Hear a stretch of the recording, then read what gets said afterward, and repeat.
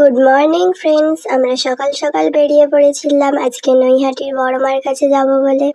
আর এখানে দেখো আমরা ট্রেনে করে পৌঁছে গিয়েছিলাম নৈহাটিতে।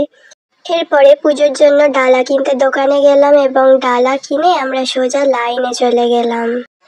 এত যে লাইন দিতে হবে আমরা ভাবতেও পারিনি। এখানে তাই জন্য দেখার জন্য এসেছিলাম যে লাইনটা কত দূরে গেছে।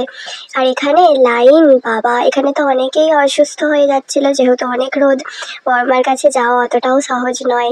তবে এখানের একটা জিনিস খুবই ভালো যে দক্ষিণেশ্বর তারাপীঠে যেরকম ভিআইপি লাইন হয় এখানে কোনো ভিআইপি লাইন নেই। এখানে সবাইকে একই লাইনে যেতে হচ্ছিল। আর এখানে আমরা 3 ঘন্টা লাইন দেওয়ার পরে ফাইনালি আমরা মন্দিরের কাছে চলে গেলাম। আর মন্দিরের সামনে এখানে পুলিশ থাকা, এখানে ভিডিও ক্লিপটা নিতে পারিনি এবং ভিতরে গিয়ে দেখলাম এখানেও লাইন পড়েছে।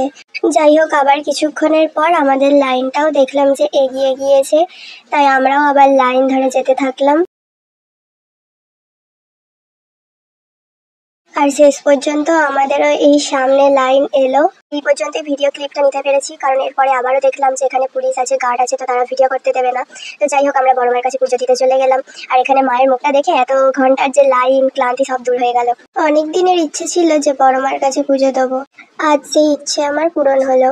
ভিডিও শেষে একটাই কথা বলবো, ধর্ম হোক যার যার, বড় মা সবার।